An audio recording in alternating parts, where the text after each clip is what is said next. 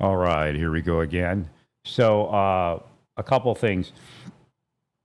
Again, just keep an eye on the employment situation. I would prepare a list of people that you could vet that could fill in if it goes below a certain level. It's not really cutting your nose off to spite your face at that point if you do that because, uh, like, getting rid of those people, you're trying to establish a system that is really the lawful system. So what you should do is just put work visas out there just in case. Again, it's nothing wrong with saying just in case. Even some of the construction workers and other people saying that you need those type of employees. So it is what it is.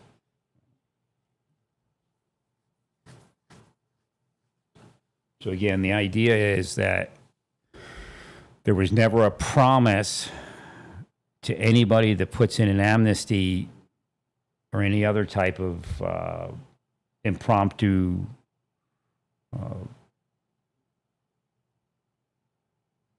immigration process request that they were ever going to be approved. The idea is you're required to follow the law or you get deported right away. It isn't you follow the law and then this thing will be passed and you'll get your citizenship. Again, the system is broken. It's been broken, and until you fix it, it'll be broken. I mean, obviously, people are depending on immigrant labor, but it's not a system that's lawful because what you're doing is you're allowing the criminals to hide under the specter of all this mess, actually. Well, because the process is you apply, you get approved, you come in. Right? Now, I guess the Biden administration kind of pseudo did that with the one app, but it's obvious that there were too many people allowed in. I don't know what their vetting process was, but it doesn't make sense.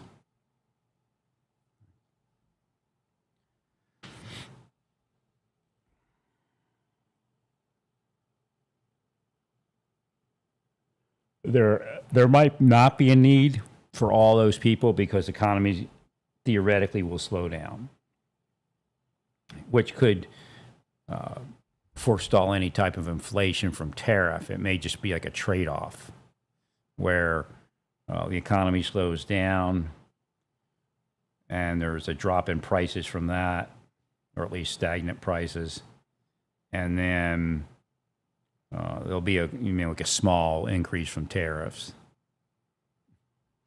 Quite possibly. I mean, I'm not sure. I mean, everything's still in flux. But the only thing that could possibly suffer would be the markets. And that's, again, psychology.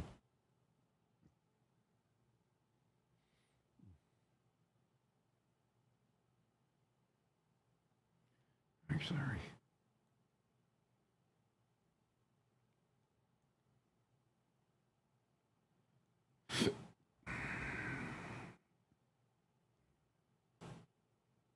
Or something else. All right, you're even seeing pushback on situations where people have a removal order and have had a removal order. So it's just like they're attacking everything. Oh, the other thing was you probably, I mean, I don't know for sure, but I think you need a law because what you're doing is you're, like the judge says, you're tying. He's trying to say it's apples and oranges. Now, the other courts may not find that, where you're tying transportation funding to assistance with ICE operations. He's saying it's like apples and oranges. But if you had a law, and I don't think you'd get one across at this point, but if you had a law that said they have to comply with federal requirements, then that would work. The judge couldn't say anything. If Congress passed a law to say that to receive federal funding, the states have to cooperate with the federal government, within the confines of law, of course.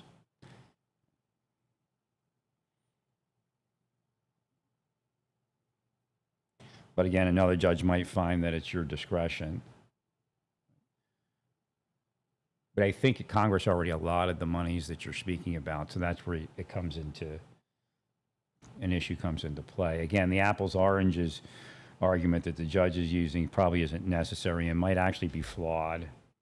Right? The reality is that the money was appropriated by Congress. Well, you put strings attached to it, you can do that, but you have to spell it out. Right? So if Congress allotted that money, you as the president are trying to not unallot it. That whole idea that Congress is the one that gives the money. Right.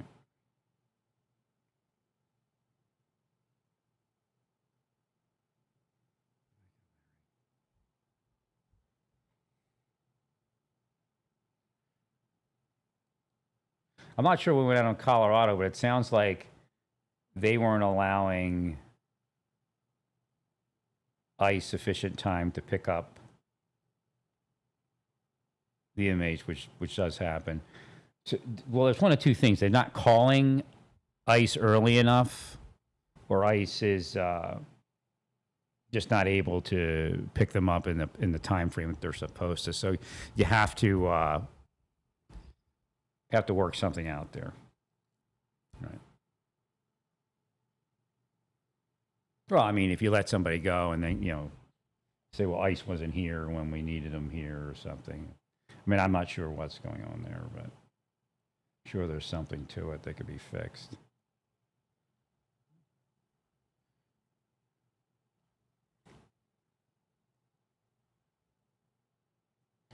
I'm going to have to get going here in a second.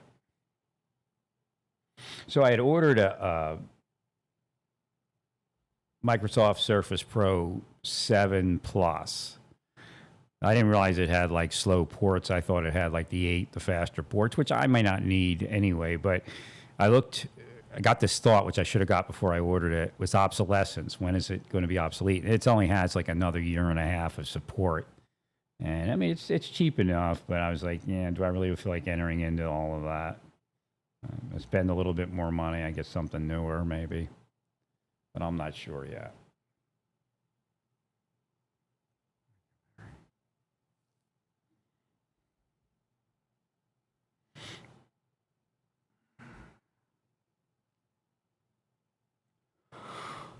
I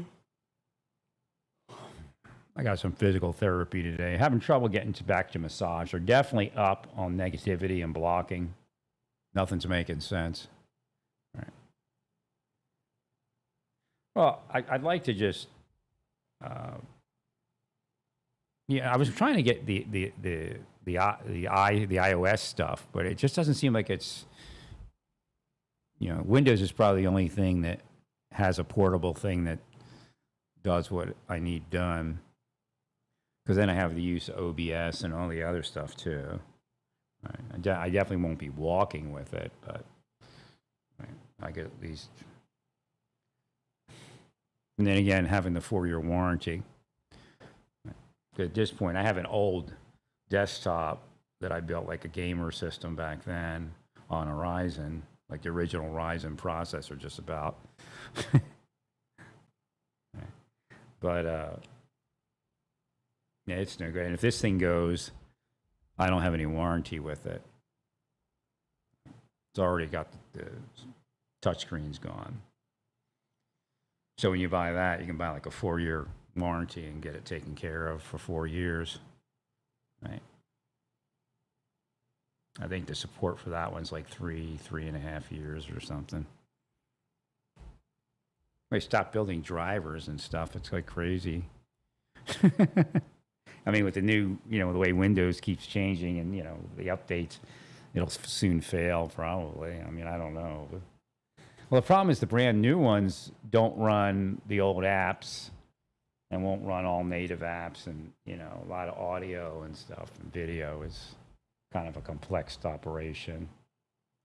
I guess they're trying to do like an iOS thing, but they have an emulator and all that, but they're saying it's not really work. So again, the prices on the older Surfaces don't drop too quick. I mean, they drop, but not too quick because they're the ones that have the Intel processors.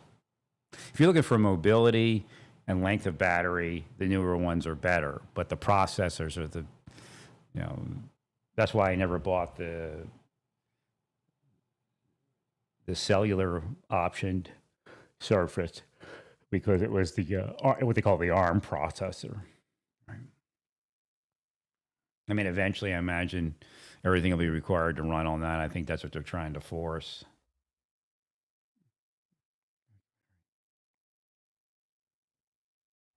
Well, I got to get ready for my appointment here. Stay peaceful. Praise God in all that you do. Praise God.